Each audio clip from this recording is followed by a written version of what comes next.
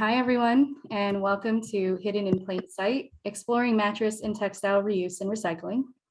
This is our third and final webinar as part of our Reduce, Reuse, Recyclepalooza series, which we held annually in honor of America Recycles Day.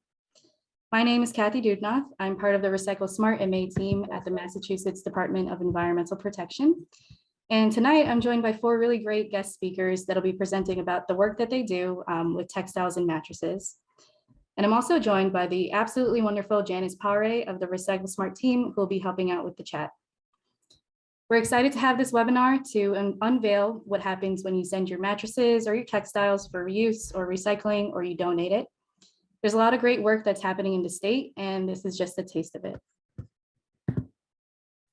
A few things related to Zoom. You'll notice that you're muted, and we did this for the duration of the webinar to avoid any sounds interrupting our speakers while they're presenting. You'll see a black bar along the bottom of your screen, and that's where you'll be able to type any questions or comments into the chat box, which we will read out loud during our Q&A later on. And just so you know, this webinar is being recorded, as we are going to add it to a Recyclepalooza playlist later on. So here's our agenda for tonight.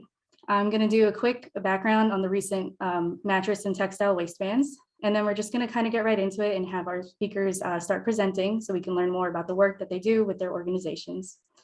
We'll have two speakers talking about textiles and two that'll be focusing on mattresses. And then at the end of that, we'll hold our Q&A. So you may have heard that as of November 1st, 2022, two new waistbands went into effect.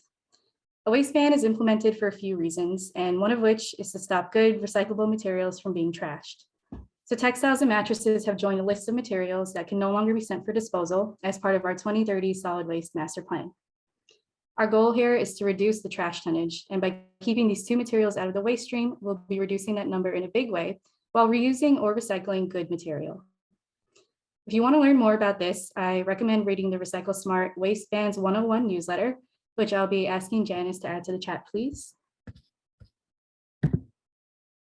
These are just some numbers for a little more context about the huge potential to reuse and recycle these materials. Massachusetts annually throws away around 300,000 mattresses, and over 75% of those mattress and box spring components could have been recycled or reused. For textiles, around 230,000 tons are thrown away annually in Massachusetts.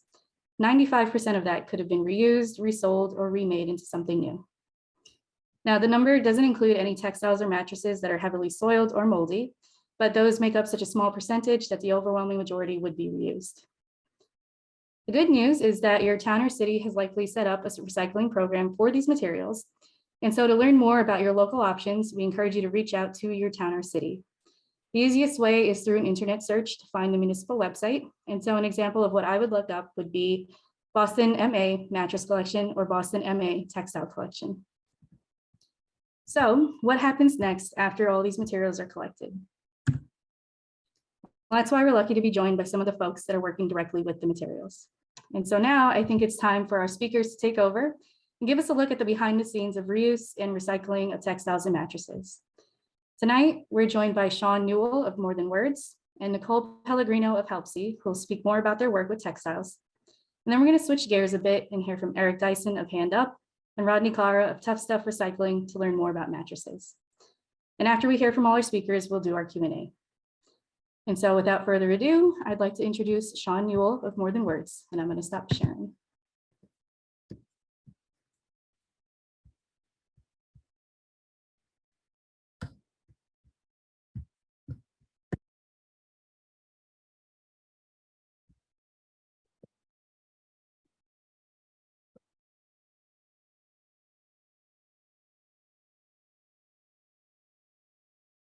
And I hope everybody can hear me. Thank you, Kathy. You can hear me. Just shake your head real quick because you're the person I see the most. Like Kathy said, I'm Sean Newell from More Than Words. Just hit this button, sorry.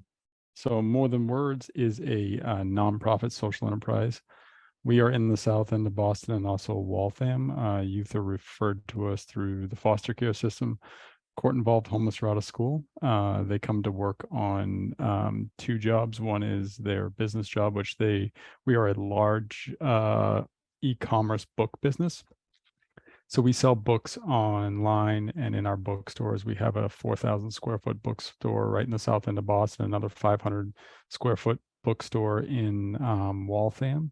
And then we have an online e-commerce third-party business that has about almost 200,000 listings that we sell both on Amazon, eBay, across marketplaces. So in our businesses, we are about 4 million in gross revenue. And a small slice of that, which we've just started the last couple of years, is in the sale of used clothing. And so during COVID, we set up a used clothing business, and I'll take you through that in a second here. So when young people come to More Than Words, again, they work on a business job, and simultaneously they work on a U job. So they work in our business for about 20 to 30 hours a week. It's paid jobs. They go through a promotion process. So in that 6 to 12 months, they're a partner, associate, senior part, or associate, partner, senior partner. They start at $15 an hour and work their way up to $18 an hour when they're a senior partner. Then we serve them 2 years after in our graduate program. Inside the walls, we work on advocacy and career services as well. And so advocacy, if they have any kind of court involvement, if they need permanent housing, if they are staying in shelters, we have a large homeless population that we serve. And so we work through that 6 to 12 month program, and even after that, to make sure they're stabilized and they're ready to move on a pathway to a living wage. And that's that career services space that we say is 2 years, but really we work with them much longer than that. Why is a social service agency talking about textiles? I'll take you through it in a second. I have a little bit of lag here, sorry. So right before COVID hit, we were getting inundated with requests from book donors that say, hey, I got a bunch of clothing and a bunch of other stuff. Do you guys want to take it? And for the longest time, we said no. But if we were running around 4 to 5 box trucks a day in and around the city, mostly in the inner 495 range and sometimes outside of that.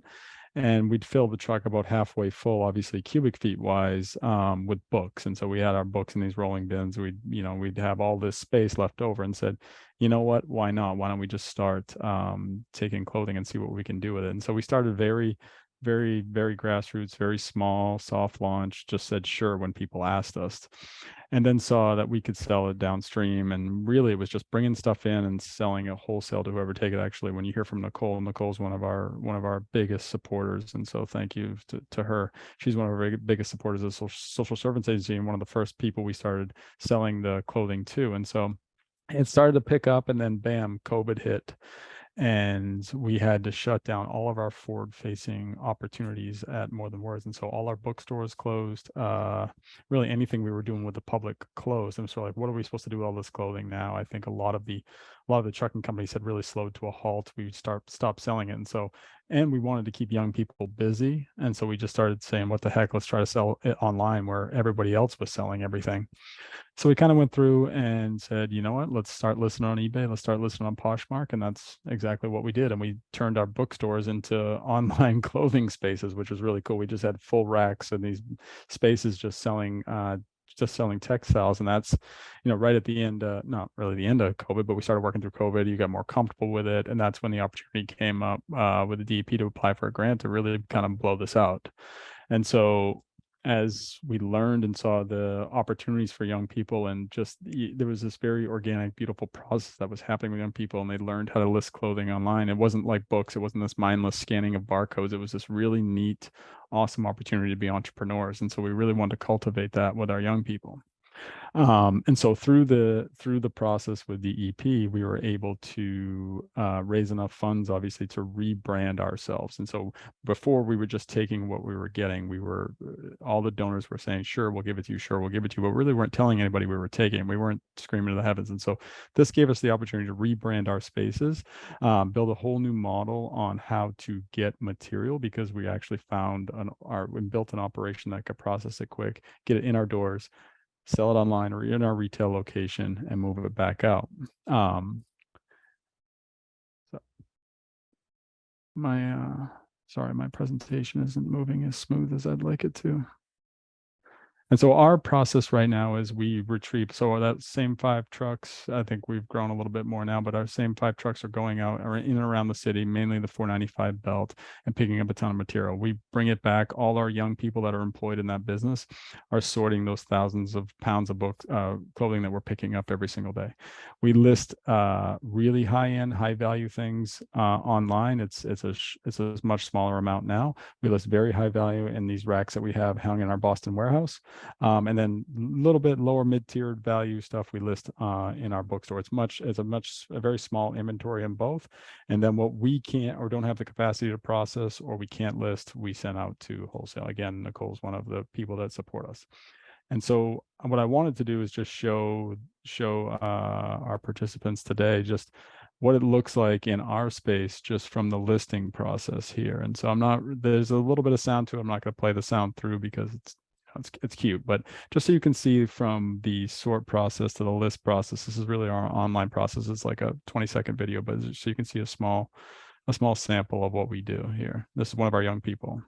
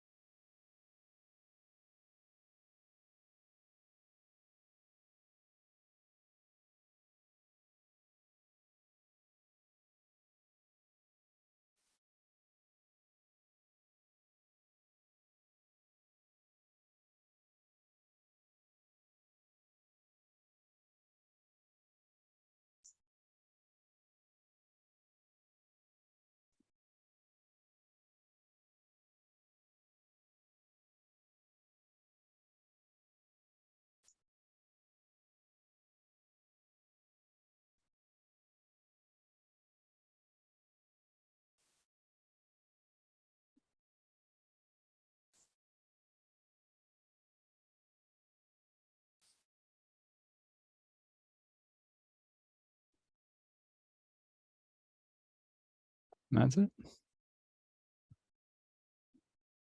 And so again, through that grant we received from DEP, we've rebranded all of our fleet at this point. We're actually in the process of buying 2 additional trucks to rebrand those as well. So we have about 50 to 60 containers in around the city drop spaces that we have rebranded, and now we are getting rewelded to accept clothing and books, and really just trying to ramp up as hard as we can. I think we found something really special for our young people to do, and obviously with the law passed, we're getting inundated with material. And so moving forward, I think so far we've been able to divert over 1 million pounds since we started taking it in. Again, we're going to increase our bin footprint and recycling stations in public spaces. We're going to pull a big marketing campaign. We're working with a digital marketing firm to push out marketing through our website that we actually take clothing. We want it to be diverted and come to us. And then we're going to grow our operations. So we plan to grow our portfolio of just drop bin locations, and also our spaces that we do with consignment shops. And so we work with pretty high end, like 4 to 6 consignment chains at this point that are high end, that give to us on a weekly basis of just stuff that rotates through their space. So hopefully we continue to grow. I think our big plan is to build big retail shops that we can have permanent employment for our young people. Our hope this year, our fiscal year runs until June 30th, that we're in the research and development phase to grow out these shops, hopefully 2 to 3 more just boutique thrift shops that our young people can have permanent employment with. So that's us. I will hand it over to Nicole. Yeah, thank you, Sean. I think that was a great presentation. I enjoyed the video. I think it was cool to see it happening in slightly not real time, but still get to see the process. So thank you for that. And yeah, Nicole, go right ahead. Thank you. Thank you, Sean, for the shout out. Just let me know when you can see my screen. Yep, you're all set. All right. So I'm Nicole. I'm from Helpsy. Helpsy is the largest textile collection company in the Northeast. Unlike most other clothing businesses, used clothing businesses, we have an environmental mission to keep clothes out of the trash, but we also want to extend the useful life of the clothing as well. We believe that the tragedy of clothing filling our landfills and incinerators needs to stop. And in order to fight this battle, we work with partners large and small to change the statistics. Sorry about that. let's change the statistics, that 85% of the clothes currently end up in the trash. So since 2021 of last year, we've turned already 29 million pounds of direct from consumer unwanted clothes into paying municipalities and nonprofits, avoiding waste expenses for municipalities, also saving billions of gallons of water, and then avoiding emissions. We are proud to be the only vertically integrated certified B Corp in the clothing collection industry. We intentionally employ workers from all backgrounds. That includes vets, formerly incarcerated, those that have English as their second language, people of color, immigrants. And our company also offers all of our employees living wages and stock options. So how do we operate? We have a fleet of 35 trucks, 47 friendly drivers, and we have 4 main warehouses. The one in Massachusetts is actually in Woburn. We also have 9 depots up and down the Northeast, and then into the Midwest that we expanded into recently. We also provide around-the-clock customer service. So the textile waste problem, the average American actually discards over 100 pounds of clothes and shoes every year. 85% of that ends up in the landfill or the incinerator. So we fix this by making clothing reuse more convenient and compelling through our clothing bins, our drives, and our home pickups. So the challenge of clothing surplus, this is a quote from Reverend Nathan over at St. Peter's in Salem.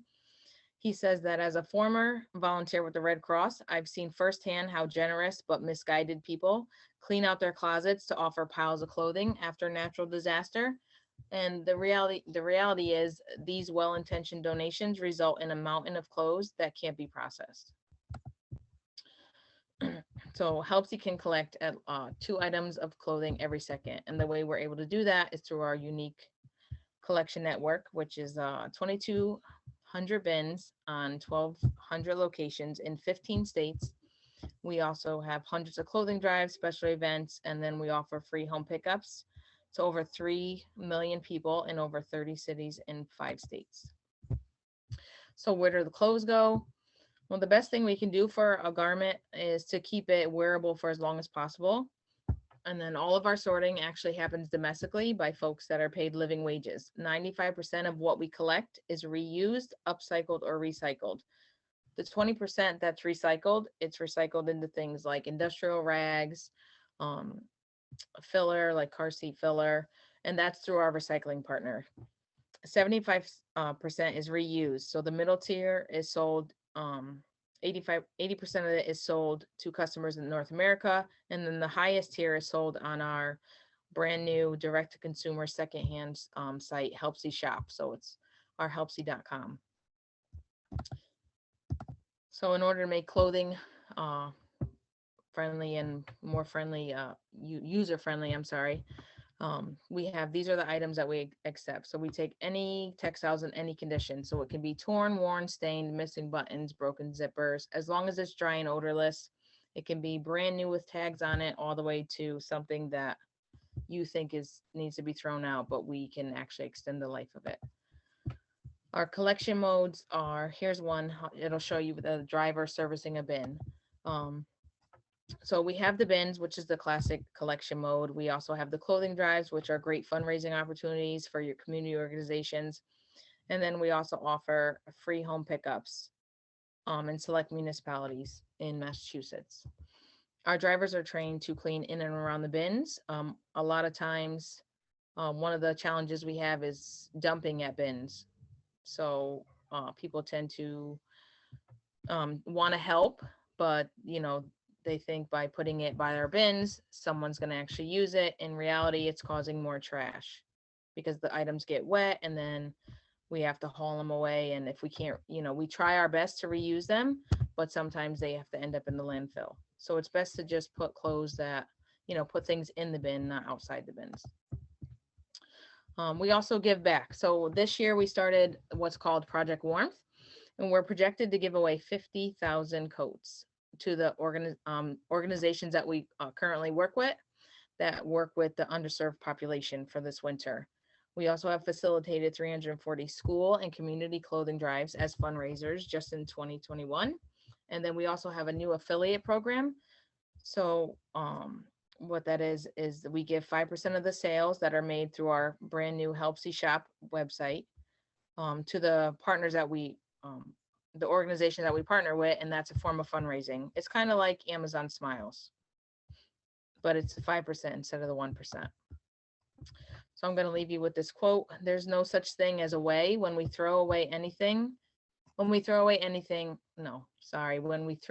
away, it must go somewhere. Thank you. Thank you, Nicole. It's really great to see, I guess, the impact that Helpsy's having on, I think the Project Warmth sounds really great to give back to the community. So thank you for sharing that. Thank you. And so now we're going to switch gears a little and start hearing about mattresses. So Eric from Hand Up, you're up.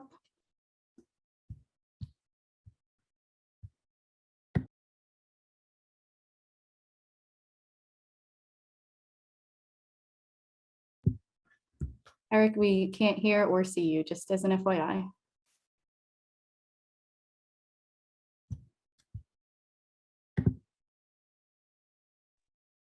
Sorry about that. I can't unmute myself. It was saying the host is not letting me unmute. Sorry Can about you, that. can you do my video too? I'm not able to do that, sorry. Can you make him a co-host? Yeah, All right, how about now? Perfect. perfect. Let's see, there we go. Sorry about that. Somehow I got knocked out there. So I was really paying attention, I promise. Good evening, everyone. So I'm just going to go through. Can you see my screen now? Yes. Excellent. So my name is Eric Dyson. I'm from Hand Up Mattress Recycling and Upcycling. So great to be here tonight. Thanks for taking your time to hear about mattress recycling. And I'm going to start actually with a video that was on Chronicle a couple weeks ago, because I think it sort of does a great job of talking about us and what we do, and then I'll be back.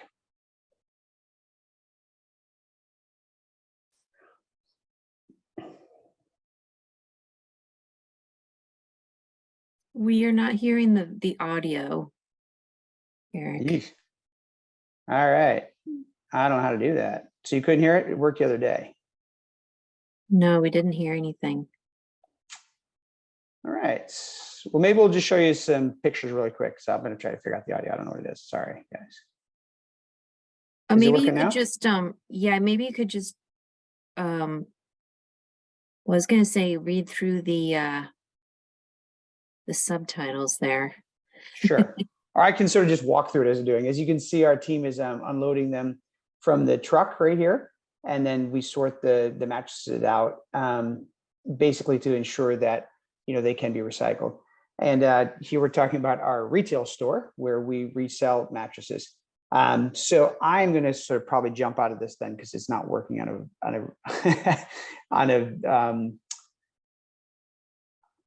all right, so I will jump out of that. So that was a good try, but it didn't work. Sorry about that. All right, can you see my screen again? Yes. Yep. we can see. Great. All right, so Hand Up is a company that was started last year. I, along with some other investors, decided to start this company, and we created what we call Hand Up Investments. So we're private investors launching, operating, and owning social impact businesses. And we initially decided to target mattress recycling, especially in Massachusetts, because of the impending ban at that time, which is now among us. We're a bit different than most companies. So we are a for-profit company, but we've all agreed that the majority of our profits, we think 60%, will be donated to a partner nonprofit that we're creating, which will then provide wraparound services to immigrant and refugees neighbors here in Massachusetts. So we're really looking at this as a way to fund that nonprofit, but in a way that sort of creates economic independence for us so that we're not out having to raise money every day. As that video was showing, we have a facility in New Bedford, Mass, in a 120-year-old spinning mill. So it's quite exciting to be back in a place where, you know, we're sort of getting back to its history, if you will, of being a mill and a manufacturing facility. We were able to visit a number of other mattress recyclers around that were very helpful and sort of helpful to us. So we went out to California, saw a bunch of plants in Oregon and also in Connecticut. and really use their approach of a demechanized approach, and that's what we've copied here. And Rodney will talk about his approach later, which I think is a different, also a great way to do this. One of the things that is very exciting about what we're doing, I think we are the only mattress recycler in Massachusetts, and maybe even among all the ones I've talked to in the US, that saw the value of not only just recycling the mattresses, but looking at how we could extend the life of these mattresses. Similar to what the folks are talking about, textiles, it's a much better solution in our view to extend the life versus just cut them apart and salvage the recyclable components. So we have a retail shop in New Bedford in the front of our facility, as well as we do sell on Marketplace and Facebook Marketplace. And what we're able to do is we're able to clean and sanitize the mattresses and then resell them for a fraction of the retail price to people, to give them a good quality place to sleep for a very reasonable price. And typically we're selling our mattresses at 10 to 15% of normal retail, which, if anyone's bought a mattress lately, knows that many times they're $2,000, $3,000, $4,000. So, a lot of most of our mattresses are, $100 to $300 for a very good, high quality mattress. People ask me all the time, how do you decide which mattresses are going to be recycled versus resold? Clearly, most of what we see are what we call end of life mattresses that need to be cut apart and have the components salvaged. But a percentage, and as you can see down here, about 7% of what we've collected so far this year, we have deemed we can resell. And we really look at three different things. First, the condition of the mattress, the wear and tear. As we're looking at the mattress, you can see if it's had a good long run and it's served its purpose. We're clearly not going to try to resell those. But many, many times, especially with the advent of the bed in the box sort of phenomenon of buying your internet mattress, Casper, Purple, Saatva, all those companies, they give a very generous return policy, which allows people up to 1 year to say, I don't want this mattress because it's not comfortable. And they in turn refund your money, but that mattress has to go somewhere. And those companies don't have an ability to resell these mattresses as new mattresses. And almost always they end up going to a landfill, or nowadays in Massachusetts, they would be cut and recycled. So we're looking at the condition of the mattress to see if in fact it's something we think is going to be resold. Most of the time, things that we're going to resell, they're in great shape, but someone thought they were throwing it away, so they dragged it across the floor, have some surface stains on it. Maybe they tore a little bit of the fabric, but it's in very, very good, physical condition. The second thing we can look at, which is ironic, and all of us probably at some point in our lives have joked about, why do you have that tag on your mattress or your pillow? That in fact gives you the date of manufacture. As you can see on this tag here, this is one that was in our shop last week that was manufactured in July of 2020. So we looked at that and we say, if it's less than 3 years, typically, it's something that we'll look at, take a second look at and see if we can in fact resell it. And then the third thing, of course, is we're looking at the type or the brand of the mattress. Higher end brands clearly sold at a higher retail value. So likely they're higher quality.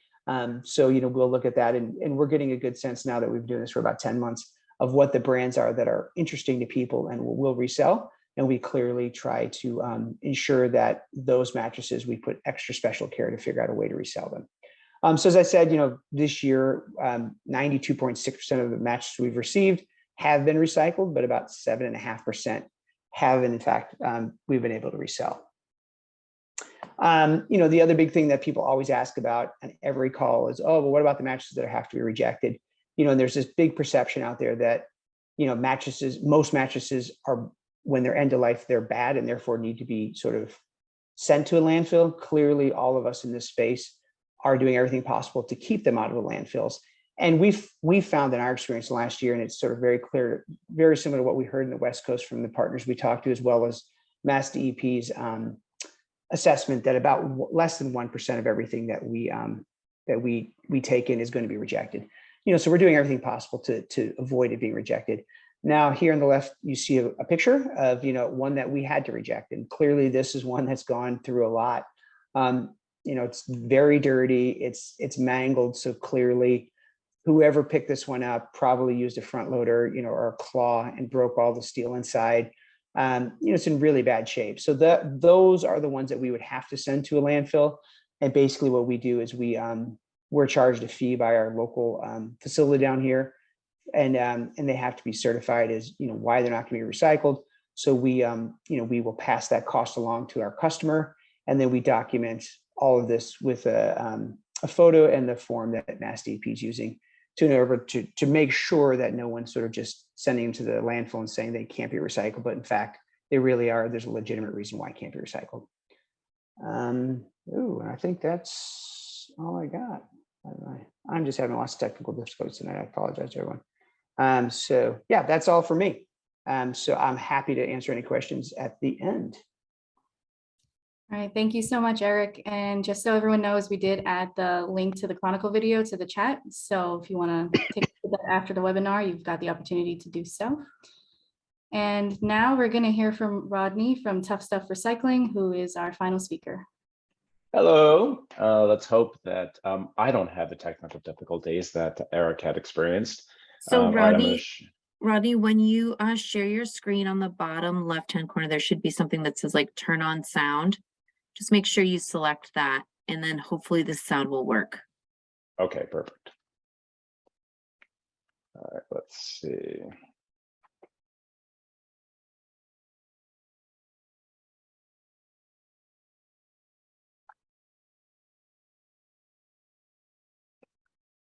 Okay, I think I'm having the same issue.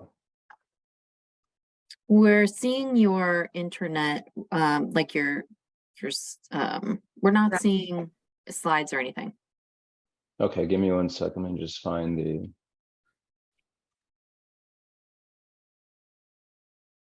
There we Thanks, go. Rodney. So you helped me see that. So I didn't feel it was bad now. Thanks a lot. You should not have felt that, Eric.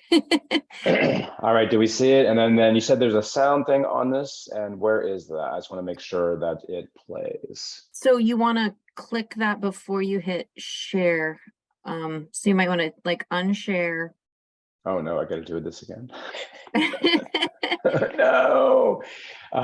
Let's see if it works. If it does, then I'm happy. Okay, if it doesn't hear sound, you just let me know. I'm going to start off with the video.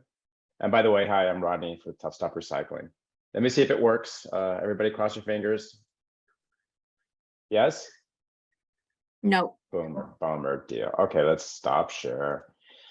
Let's go back. Okay, so tell me again how to go about doing this. So on the bottom of share screen, there's a little box that says share sound. Share sound. Hit share screen first, and then you should see it. Oh yeah, share screen. Share sound. There you are. Yes. Yep. Yes. Okay. All right. All right. Now let's go into the. All right. You see me? Right on. Let's do this. Let's go back. All right. Because the mattress recycling industry is not very old. Even though they've been doing this over in England forever, in the United States, we're just now starting to scratch the surface. Hi, my name is Mike with Extraction. So what we do is we get mattress units from landfills and MRFs and individuals. Those units then come into our warehouse. We then have recyclers that will cut them down and take off a couple of the recycled materials. Those materials get belled. We then take those and we send them off for further recycling. At this facility, we process anywhere between 15 to 35,000 mattresses a month. We also process another 300 tons of pocket coils per month. We export about 20 to 30 tons a day of recyclable metal. We're taking a commodity that would normally go to landfill. We're taking that out of the landfill, and then we're able to extract recyclable materials out of it, reutilize that, and repurpose it. Therefore, it reduces our load in the landfill, reduces the environmental impact, and reduces our carbon footprint also. Many companies have tried to employ some sort of automation to recycle mattresses or pocket springs, whether that be mechanical separation or shredding. However, some of the issues with it is, especially in pocket coils, the hard tensile strength and basically makeup of the pocket coils makes it very hard on equipment. So when other companies, other competitors have tried, they've came in and they've destroyed a lot of pieces of equipment. So we had to come in at it from a different angle. So we started looking at the actual metallurgy of these mechanical separators. We started looking exactly how pocket coils and mattresses were manufactured and built, and what the best way would be to tear those apart. And we're finally able to come up with a solution to where we can effectively start the automation process of recycling mattresses. And that has greatly benefited our throughput and productivity. And it is true, states are starting to enact legislation to either limit or ban mattresses from landfill. But the problem is if they enact this legislation and they have no infrastructure in place, then they have nobody to recycle these mattresses. So our job, for our company anyways, is to put that infrastructure in place. It's to bring our equipment over. It's to enact the streamlined processes that we have over here in California and these other states that we can have this throughput capability for when mattresses need to be recycled. As more and more states start enacting legislation to ban mattresses from landfill, it is going to creep up on them very quickly. This problem, it's not going to go away. It's going to get much worse, especially in the next 10 to 15 years. And not only is it about helping states with their legislation, it's also about bringing this recycling process to the communities that need it. Because the mattress recycling. All right, so if y'all can hear me. All right, the video you just saw is our California operation. It's called Extraction. We opened up Massachusetts because we knew there was a landfill ban, and we also process mattresses for the Rhode Island MRC program as well. So we bring volume in from a couple different states, not only Massachusetts. So we're in the process of bringing that process over. So, and that's important. I think there's a good equal medium between hand processing and automation. Automation is very hard if it's not done the correct way. So they've been doing it probably for about a good 4 to 5 years in California, and now we're bringing that process here. Until then, we're doing the manual operation for the next 6 to 7 months, and then next year, when the what I call the surge picks up, we'll be ready for that. So I'm going to shift gears now that you kind of saw what our California operation is like and what we're going to actually bring here into Massachusetts. I'm going to talk a little bit about, what are the complications? Again, Eric talked a lot in his video, showed a lot of how you demand stuff. The video here and this is MRC allowed us to use their image. So, and that's the Mattress Recycling Council. And it's a really great image to kind of see on what makes up a mattress. So mattresses are extremely recyclable, 95%. You have all kinds of different mattresses that come in. Out of that, you get foam. And this is my little circular process that you get out of these things. So you have foam, you have steel, you have topper, you have wood, clean and very clean wood. It's not treated wood, it's not painted wood. It's very clean. It's on the inside of the mattress, so it actually has a lot of value. Some states allow you to burn it, some require you to mulch it. So, and there's other markets for it downstream, such as making particle board. Because again, there is no contamination in it. The next thing is going to be, you see here is our bale. You'll see a couple pictures in my presentation on what these commodities look like in a larger format. What Massachusetts is facing right now is it's kind of a trifold problem. You have to be able to find a place to get rid of those mattresses. You can't take them to the landfill anymore. You have to take them to a recycler. So what we do is we offer the opportunity as a recycler to have units dropped off. So the first image here is your drop off. So if you have a truck and a trailer and you want to bring your mattresses in, we can take them all day long. So the next thing is going to be residential curbside. This is a huge issue right now facing the state. A lot of municipalities have, I should say not municipalities, I should say a lot of haulers, a lot of waste haulers have chosen to pull themselves out of that equation. They no longer provide curbside drop-off services. So if you have a resident and they have 2 units and they have to get rid of them, one, they can't take them to a landfill, or they can technically take them to a transfer station and a landfill, but they're being told a lot that they cannot, and they feel like they cannot. So what happens is they end up just saying, well, maybe I can have someone come by and pick it up at my door. So that's another issue. How do you find and how do you deliver that service as curbside? So one of the things we've had to look into as a company is, and we've had to really reconfigure our entire business model to provide curbside drop-off service. And that means if I have a mattress and I need to get rid of it in Massachusetts, I can go to our website, I can go to the portal, and then I can schedule that. Okay, so again, for anybody that's wanting to recycle a mattress, a little wet is okay. A little dirty is okay. A little stained is okay. A little ripped is okay. It's just, they're okay. 95% of the mattresses that are out there that you may have or you think that is bad can be recycled. It's just, you have to check. You have to check with your municipality. You got to check with your recycler. You got to check with, and just take a look at it. It just can't sit outside for 3 days in the rain, because then if you look at the picture here, this is a little dirty, but it is recyclable. It does have a lot of ability to recycle. So if you've never seen, what comes out of a mattress, this is foam and this is topper. This is topper here and this is foam. So a topper is what's on top of your mattress. So if you've ever laid on your mattress, it's what's on the very top of it. And then on the inside of that, there's a layer of foam. These two items make carpet padding. So if you've ever seen carpet padding under your carpet, that crazy looking kind of different colored stuff, that's literally mattresses being recycled. And it's the coolest thing. I learned this and I was like, oh my God. They actually take this stuff, they cut it all up, they glue it, they press it, and then they make carpet padding. So it does have reuse. I mean, this is a huge product that comes out of mattresses. So if you get anything out of here today, it's you get carpet padding out of it. This is pocket coils, another item that comes out of it, out of mattress. So this is a really great thing. It's a challenge, but the great thing is that we're able to recycle it. These are the kind of cool things that you used to see when, I'd say when I was a kid, is you would have the bowling ball and you throw it on a mattress and it would not move the other side. That's because that's what this is. It's a pocket coil. But the great thing is the industry now is learning how to be able to recycle things like this. We can take that, and in that is steel. So that steel can be recycled. And the plastic on the outside is polypropylene, and that can be recycled as well. So again, what I'm trying to say is that mattresses are highly recyclable. So again, this is your estate. This is where you can try to find the recyclers, but again, this is where most of your recyclers are. You can get servicing. We're up and around here.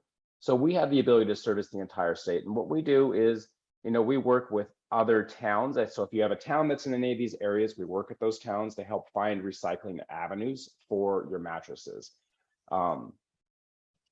One of the biggest things I say is, whenever you're recycling your mattress, and however you think about that, is first thing to do is go to your town website, pull up their website, and then start looking and asking what you can do with mattresses. A lot of your towns and cities are very helpful in being able to provide residents with information on how to recycle mattresses, where to recycle mattresses. They usually have a couple contact points. So, just go onto your town website and ask someone there, and I'm sure that they're going to have some way to be able to tell you how to recycle your mattress. But if you get anything out of my speech today is, mattresses they're so great to recycle, and it's so much fun to actually be in a warehouse. And actually, I always say that, I never ever thought as a kid that I would be recycling mattresses, but today I'm recycling mattresses, and it's really cool. So if you have a mattress, look out there for a recycler. Try to find a recycle, like someone like what Eric, who his company actually goes out there and provides a lot of different services as a result of recycling mattresses. Our biggest primary purpose right now is just to be there and try to make sure those mattresses don't get to landfill, and that we can recycle up to about 85, or actually about 75 to 85% of those mattresses the inner part of a mattress can be recycled. Only about 10% has to go to landfill. So yeah, that's pretty much it. So recycle that mattress. Don't landfill that mattress. It's terrible. Recycle it. So that's it. Thank you. Thank you, Rodney, and thank you for leaving us on that good note of recycle your mattress. There, you'll find a way. Just take a look and do some internet searches, and I'm sure you'll find what to do or how to do it. So thank you, and thanks for all our presentations. You all included a lot of really great visuals and videos, which I think is really helpful to kind of see what's going on. So thank you. I'm gonna share my screen 1 second.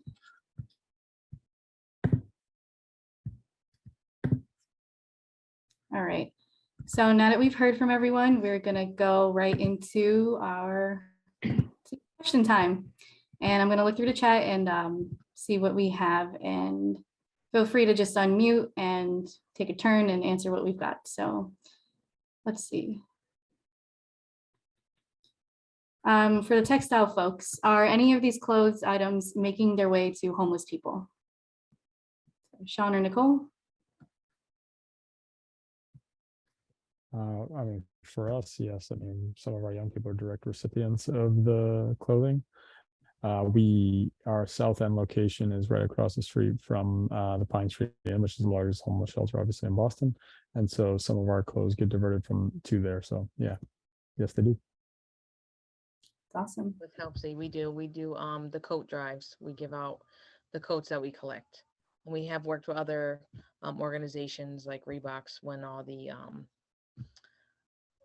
back when all the, I want to say those that I can't think of the name of the group of people that came over here when there was a bit there was a problem over there. But anyways, we help with giving out clothes to Reebok at one point. So are you thinking of refugees? There we go. I couldn't think of the word. Thank you so much for helping me. But yes, we help work with refugees to give them some clothing through Reeboks and other organizations. Thank you for saving me. All right, and do any of you have bins on the South Shore or in Sturbridge, or maybe can people check on your website to see where there might be donation bins? Yes? Yeah, we have a bin finder on our website. Okay, and Sean, you were nodding too, so yeah. Yeah, and we have one as well. We do have, off the top of my head, we have them in Hingham and Duxbury. So I think both are at the recycling centers. All right, and we did put the links to their websites in the chat, so please scroll up and feel free to dig around and see what's close to you. Let's see. Mattresses. Do you deliver mattresses purchased from the retail store? So Eric, I think that one's for you. Yeah, great question. So we will deliver them. Clearly, it's easier for us in the New Bedford area because it's close. But now that we have our trucks going all over the state, or a large percentage of state sort of servicing customers, we're happy to do that. There's a delivery charge, but we sort of try to be reasonable on that. Nice. And for both of our mattress speakers, how do you ensure or guarantee that there are no bed bugs in the mattresses? Oh, good question. Eric, do you want me to do that one first? Yeah, why don't you do it first and talk about just generally, I'll talk about it on the sales side. Yeah, that's a careful thing as for our workers as well in the warehouse and the people that are actually handling them. We do have bed bug trainings within our operations within the recycler processes. So when we can actually see if there are bed bugs on it just by, it sounds kind of gross, but there's droppings and it looks almost like a little mold between the stitchings. So we can identify it and see it. It doesn't mean that we don't catch it 100% of the time. If you have a bed bug unit, or you think a bed bug unit is coming out of any location, whether it be a house or a homeless encampment or someone that moves out and you're not sure if it belonged to them, then it's best to say on the safe side to have it landfilled, because this way you don't put other people at risk. You don't put workers at risk. You don't put the drivers at risk that are out picking up those units. So, but yeah, bed bugs are a part of the industry, unfortunately. It does happen, but we just try to mitigate it by identifying. We have, again, training that allows us to see the telltales of where bed bugs have been, if they've been on a mattress at all. It's a really gross topic, but it's a good topic to discuss. That's good to know. Eric, anything you want to add? Yeah, I mean, I think Rod did a great job explaining sort of how we all try to identify them. I know it comes up a lot when people talk about, well, you're selling used mattresses. How do you guarantee there's no bed bugs in them? First, as Rodney said, clearly, if there was ever any sign of bed bugs in there, there are telltale signs. We would never try to resell those mattresses. But also, as part of our license from the state to sanitize and clean the mattresses, we apply a chemical called Sterifab, which is considered the best way to ensure that if there was any bed bugs, they would be eliminated. Again, I think it's more of a safeguard because we would never even think about trying to resell something that had any sort of suggestion of bed bugs. All right, thank you. Here's another mattress one. I live in Boston, where hundreds, if not thousands, of clean, lightly used mattresses go on the curb and into the trash when students move out in May and September. 20% of Boston's populations are students, postdocs, med students, etc. How can we capture these mattresses that have a lot of life left in them? Any thoughts? I would just jump in and say the city of Boston just came out with an RFP, and they selected a couple of vendors. I don't know, Roundy, if you're going to be part of that, but so basically, as of January, they're going to have a mattress recycling program in place. Yeah, I think it's not just Boston. I think if you look at any any city in Massachusetts that has a college, a community college, a city college, a university. It's not just Boston, right? And thos units are, yeah, as I just said, are actually very good units. They're lightly used. They've been used for maybe 6 to 8 months, and then they get put on the street side.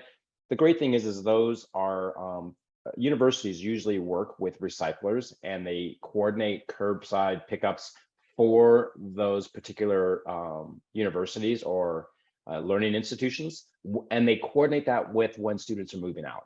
So you may see a lot of them out there, but a lot of times the universities are working to get at least 75 to 80% of those units recycled. The other 20% are going to students that live off campus. And as Eric was mentioning, Boston has been very progressive and very they've been putting it forward to make sure that there are collection systems out there to capture that 20% of units that may end up curbside for a resident that maybe not be able to move their mattress to a recycler. They call that contracted vendor. The vendor then comes out, picks up the unit and takes it away. So there is a way to capture those units. So those units are actually being recycled. So that's a really good question. All right, and we're going to switch gears a little. This one's for More Than Words and Help See. Do you have a list of the towns where you do home pickups and where you have drop-off bins? So I think you did say yes to the website, so it's kind of the same thing. All right. Let's see. Help See. Who is the middle tier that you are selling to, if I understood the slide correctly? So that's usually bulk, a lot of bulk to other thrift stores, other resellers, things like that. Thank you. If we as a resident bring a mattress to one of your facilities, is there a fee for this? I'll go. You may go, Eric, or you want to go? I'll go. So yes, there is a fee. We try to keep it at a minimal rate. Every recycler is going to try to charge a fee to drop off units at their facility. Our fee to drop off at our facility, for example, is $25. So if you bring a unit in, and again, a unit is one mattress and or a box spring. So it's not a set. So that $25 applies to a mattress. That $25 applies to a box spring. It's much cheaper than if you were to take it to a transfer station or a landfill. So we tried to make sure that our price point is a lot lower than if you have to take it to a landfill. But yes, there is a fee to bring it to our facility. Sorry about that, Red. I could get myself off mute. Yes, absolutely right. We also do charge a fee because it still has a cost to us to recycle those or to take them apart. All right, good to know. For tough stuff, can we ask Eric what the fee is? Sorry. I'm curious to know, Eric, also whether it includes the box springs. Yeah, so we do mattresses and box springs, as Rodney said. Our fee is $35 per mattress or box spring if you bring it to us. All right. Can futons be recycled too? Good question. Eric, I'll let you go first on that one. No, go ahead, Rodney. Unfortunately, futons cannot be recycled. The reason being is a lot of the times they're filled with cotton, all cotton, and cotton is not recyclable, unfortunately. It's a post-consumer cotton. So when you pull that cotton out of a futon, there are no real downstream recyclers for it. So it's really hard. So basically it's all cotton inside the inside of it. So unfortunately, and part of there's again, the mattress landfill ban in Massachusetts, futons are not included in that ban. So you can dispose of those, and they are not considered a mattress. All right, thank you. And then we had a clarifying comment from Rachel too, saying futons are excluded from the waistband, just like you just said, Rodney, and they don't meet the definition of a mattress. So, let's see. And are also not included in the textile ban. Thank you, Janice. Sorry, I'm just scrolling through the chat to see if I've missed any questions. To help see, how much per pound do you pay towns for the curbside textiles that you pick up, if you know off the top of your head, or an estimate?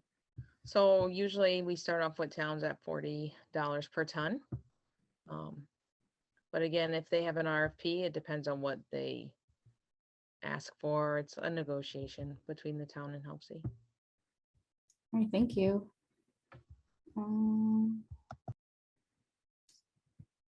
If anyone has any other questions, feel free to drop them in the chat. I think we've got most of them. Janice, if I missed any, please let me know. Please go ahead and let me know. Well, there was a question about dog rescue organization, crib mattresses and small blankets are high demand. Like how would a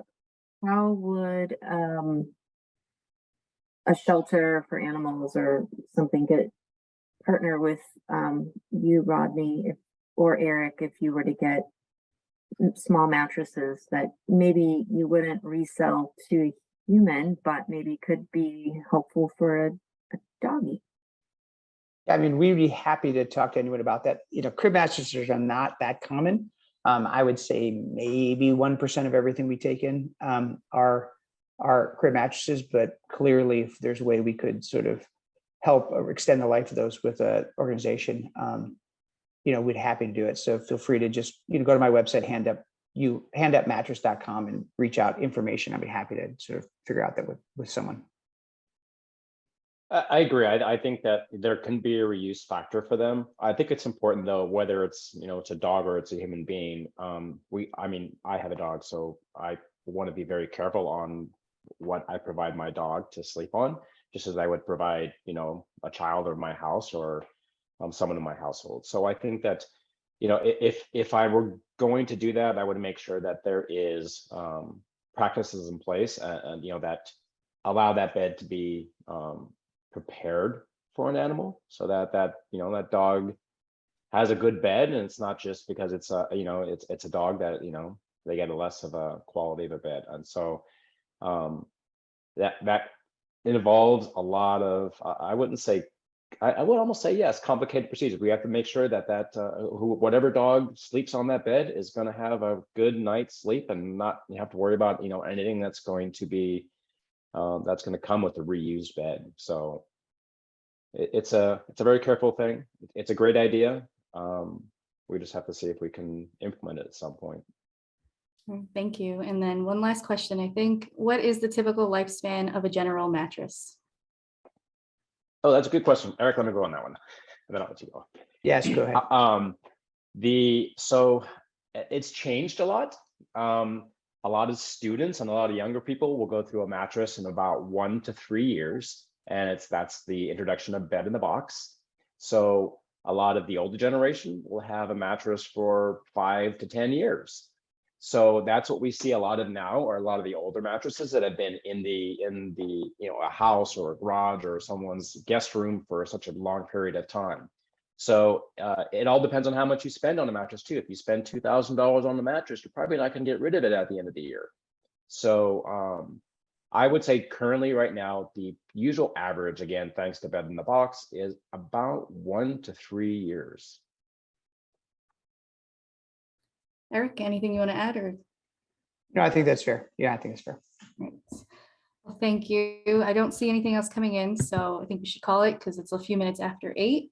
Oh, Kat, I did see something. I don't know if people want to stay, but there was a question about, it was an extension of the question about mattresses on the curb in Boston. And essentially, like, is there a way or is there thought to, these are for students that live off campus, to collect those mattresses in order to get them to people in transitional housing, or maybe for the refugee population that's coming in, instead of sending them straight to recycle? I mean, I would say on our end, we don't necessarily specifically target any, you know, college or whatever, but when the mattresses come in, if they are not end of life mattresses, we of course are trying to extend their lives. And we are working with a few different charities around the state where we send them, you know, quality mattresses that still have life left in them.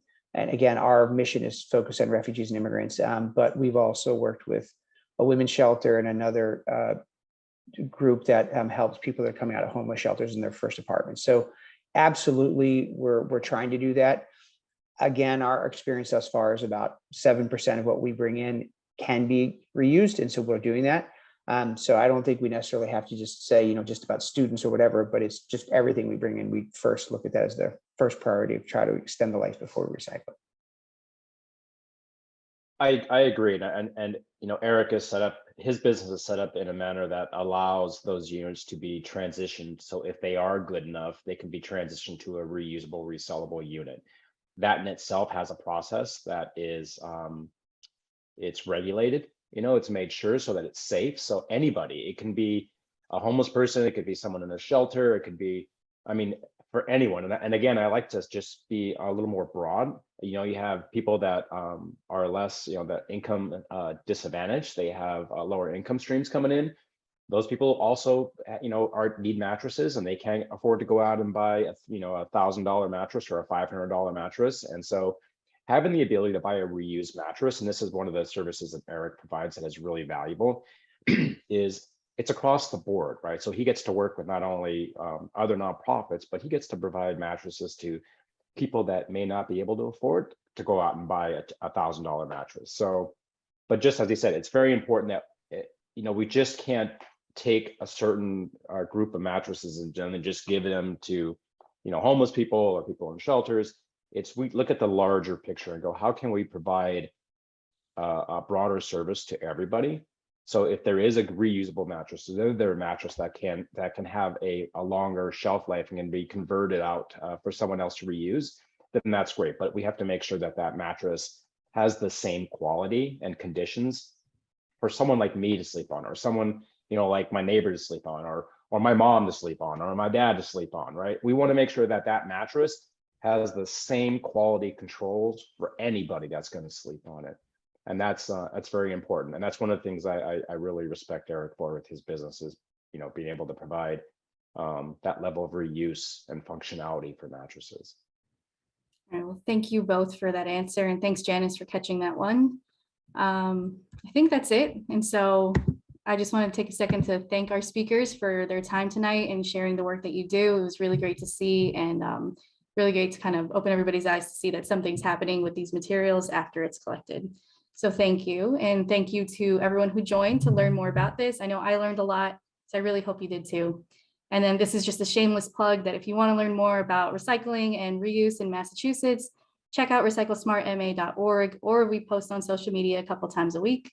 And of course, don't forget to check out all of our speakers' organizations. The links were in the chat, or you can just search them and learn even more about the work that they do. So thank you, everyone, and I hope you all have a really great night. Thank you. Recycle that mattress. Thanks.